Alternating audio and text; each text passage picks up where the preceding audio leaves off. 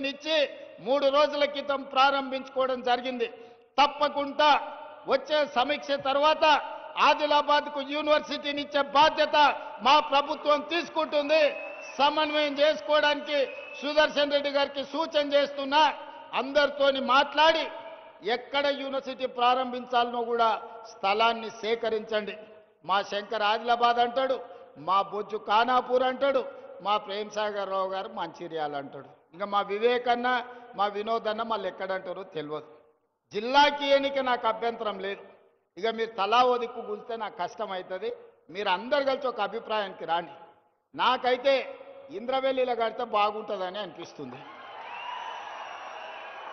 నా మనసుకైతే ఆడ బావోజీ ఆడ జాతర ఉన్నది, నాగోబా జాతర, అక్కడ ఇంద్రవెల్లిలో కడితే మంచిగా ఉంటుంది. అక్కడికి వచ్చేటోళ్ళు ఉంటారు. ఇంద్రవెల్లి యూనివర్సిటీ అని పెట్టుకుంటే చరిత్రలో కూడా గొప్ప పేరు ఉంటుంది. కొమరం భీముడి పేరు పెట్టుకుంటే ఇంకా గొప్పగా ఉంటుంది. మరి మీరందరూ, ఇది నా సూచన మాత్రమే, నా నిర్ణయం కాదు. ఇక మళ్ళీ ముఖ్యమంత్రి గారు నిర్ణయం తీసుకున్నాక మళ్ళీ మమ్మల్ని ఎందుకు అడుగుతున్నారు అని అంటారు ఎవరన్నా. నేను సూచనే చేస్తున్నా. మీరు అందరూ కూర్చొని ఒక కొలిక్కి రాండి. ఆదిలాబాద్కు యూనివర్సిటీ ఇచ్చే బాధ్యత నాది. అనుమతి ఇచ్చేది నేను, కానీ ఎక్కడ పెట్టుకోవాలనేది ఇక మీరే కూర్చొని మాట్లాడుకోరా. మళ్ళీ ఆ పంచాయతీలకు మాత్రం నన్ను లాగకండి. మీకు యూనివర్సిటీ ఇచ్చి మన పిల్లల్ని చదువుకునేటట్టు, చదువుకున్న వాళ్ళకు ఉద్యోగాలు ఇప్పించే బాధ్యత నాది. అదేవిధంగా తెలంగాణ ఉద్యమం అంటేనే నిరుద్యోగ సమస్య. నీళ్లు నిధులు నియామకాలు అన్నారు. మరి నియామకాలు ఎవరికి వచ్చినాయో మీకు తెలుసు. వాళ్ళ ఇంట్లో ఎంతమందికి ఉద్యోగాలు వచ్చినాయో తెలంగాణ వచ్చినాక మీరే చూసారు, నాకంటే ఎక్కువ. మరి ప్రజలకు రాలే. అందుకే 10 ఏళ్ళు ఖాళీలుగా ఉన్న ఉద్యోగాలను భర్తీ చేయాలని వచ్చిన సంవత్సరం నుంచే, వచ్చిన రోజు నుంచే మొదలుపెట్టి సంవత్సరం తిరిగే లోపల తెలంగాణ రాష్ట్ర ప్రభుత్వంలో 60,000 ఉద్యోగ నియామకాలు చేపట్టి ఎల్బీ స్టేడియంలోనే ప్రజల సాక్షిగా 61,000 మందికి నియామక పత్రాలు ఇచ్చినాం. గ్రూప్ 1లో మనం ఉద్యోగాలు ఇస్తే 15 ఏళ్ల నాటి ప్రభుత్వం నియామకాలు చేపట్టలే. నేను ప్రక్షాళన చేసి తెలంగాణ పబ్లిక్ సర్వీస్ కమిషన్ పెద్ద ఎత్తున పారదర్శకంగా పరీక్షలు నిర్వహించి 563 మంది గ్రూప్ 1 అధికారులను ఆనాడు సెలెక్ట్ చేస్తే కోట్ల రూపాయలు ఇచ్చి కొనుక్కున్నారని పేదోళ్ళ పిల్లల్ని, వాళ్ళ చదువులను వాళ్ళని అవమానించారు. అందుకే కోర్టుకెళ్ళి తప్పుడు ఆరోపణలు కొట్టేపిచ్చి ఈరోజు 562 మంది గ్రూప్ 1 అధికారులను తెలంగాణను అభివృద్ధి చేయడానికి, తెలంగాణ పునర్నిర్మాణంలో భాగస్వాములు చేయడానికి వాళ్ళకు ఉద్యోగాలు ఇచ్చినాం. గ్రూప్ 2లో దాదాపుగా 785 మందికి ఉద్యోగ నియామక పత్రాలు ఇచ్చినాం. అదేవిధంగా పోలీస్ శాఖ కావచ్చు, వైద్య ఆరోగ్య శాఖ కావచ్చు, వివిధ శాఖలల్లో 61,000 ప్రభుత్వ ఉద్యోగాలు తలలు లెక్కగట్టి ఎల్బీ స్టేడియంలో రాష్ట్ర ప్రభుత్వంలో ఉద్యోగ నియామకాలు చేపట్టిన చరిత్ర దేశంలోనే తెలంగాణ రాష్ట్రానికి దక్కింది. ఇవి సరిపోతాయంటే సరిపోవు. రాబోయే రోజుల్లో ఇంకో 40,000 ప్రభుత్వ ఉద్యోగ నియామకాలకు ప్రక్రియ చేపట్టి ఈ సంబరాలు ముగిసిన వెంటనే సమీక్ష చేసి ఇంకో 40,000 ఉద్యోగాలు, మొత్తం 1,00,000 ప్రభుత్వ ఉద్యోగ నియామకాలు చేపట్టి మా నిరుద్యోగ యువకులకు ఊర్ల సర్పంచులు, వార్డు మెంబర్లు, ఎన్నికలు, రాజకీయాలను తిరగకండి. పోటీ పరీక్షలకు తయారు కాండి. మీరు అధికారులు కావాలి, మీరు డాక్టర్లు, లాయర్లు, ఇంజనీర్లు కావాలి, మీరు ఐఏఎస్లు, ఐపీఎస్లు కావాలి, తెలంగాణ రాష్ట్ర పునర్నిర్మాణంలో భాగస్వాములు కావాలి.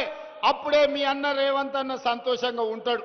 మా యువకులు చదువుకొని తెలంగాణ రాష్ట్రానికే కాదు దేశ స్థాయిలో ఐఏఎస్లు, ఐపీఎస్లై ఏ రాష్ట్రానికి పోయినా నాది తెలంగాణ, నేను తెలంగాణ నుంచి ఐఏఎస్ అయి మధ్యప్రదేశ్, మహారాష్ట్ర, రాజస్థాన్, గుజరాత్ ప్రతి రాష్ట్రంలో మన పిల్లలు ఐఏఎస్లు, ఐపీఎస్లు కావాలన్నదే నా లక్ష్యం. అందుకే బాగా చదువుకోండి. మీకు స్కాలర్షిప్లు ఇచ్చే బాధ్యత, మీకు చదువుకోవడానికి పాఠశాలల నుంచి యూనివర్సిటీల వరకు ఇచ్చే బాధ్యత, మిమ్మల్ని ప్రోత్సహించే బాధ్యత ఈ ప్రభుత్వం తీసుకుంటుంది. ఇక మా అక్కలు, ఆడబిడ్డలు, అంతకుముందు సంఘాలు ఒకప్పుడు గొప్పగా ఉండే, మధ్యలో ఆయన గారు మొత్తం దివాలా తీపిచ్చిండు. మా అక్కల్ని అందరిని ఒక దగ్గర కూర్చోబెట్టకుండా ఆడాడ కూర్చోబెట్టిరా మీరందరూ. వాళ్ళందరూ ఒక్క దగ్గర ఉంటే జరసేపు వాళ్ళతో మాట్లాడేటోళ్ళని. అంతకుముందు మా అక్కలు అమ్మగారింటికి పోవాలన్నా, అమ్మవారిని దర్శించుకోవాలన్నా, జోగులాంబ జాతర పోవాలన్నా భద్రాద్రి రాములవారి దగ్గరికి పోవాలన్నా లేకపోతే యాదగిరిగుట్ట లక్ష్మీ నరసింహస్వామిని దర్శించుకోవాలన్నా ఇంటి ఆయన దగ్గర నన్ను చేయి చాపాలి, లేకపోతే కన్న కొడుకు దగ్గర నన్ను చేయి చాపాలి. వాళ్ళు ఇస్తే ఇచ్చినట్టు, ఇవ్వకపోతే మనసులో దుఃఖం ఉండేది, బయటికి చెప్పుకునే పరిస్థితి లేకపోయేది. దసరాకు అడిగితే ఉగాది కోదులే అనేటోళ్ళు. కానీ ఇవాళ మా అక్కలు చెప్పాలి, మీ తమ్ముడో మీ అన్న రేవంత్ రెడ్డి ముఖ్యమంత్రి అయినాక ఏ బస్సులన్నా మిమ్మల్ని ₹1 అడిగినరా అక్క? అడిగినరా? మా ఆడపిల్లలు చెప్పాలి. ₹1 టికెట్ అన్న పెట్టిరా? 8,100 కోట్ల రూపాయలు ఈ 2 ఏళ్లలో మీ బస్సు కిరాయి పైసలు ఈ ఇందిరమ్మ ప్రభుత్వం కట్టింది. ఆడబిడ్డలకు బస్సులో ఉచిత ప్రయాణం ఇచ్చినాం. బస్సులో ఉచిత ప్రయాణమే కాదు, 1000 బస్సులకు మా అక్కలు అడిచేయుతుంది, 1000 బస్సులకు మా ఆడబిడ్డలను యజమానులను చేసినాం.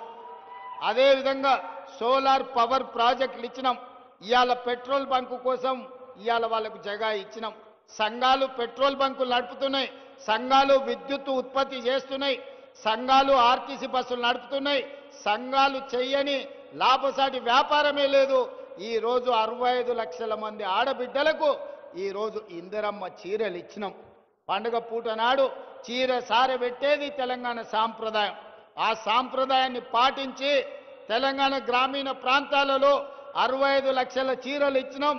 చీరలు మనం 1 కోటి ఆర్డర్ ఇస్తే ఇప్పటికి 65 లక్షలు వచ్చినాయి.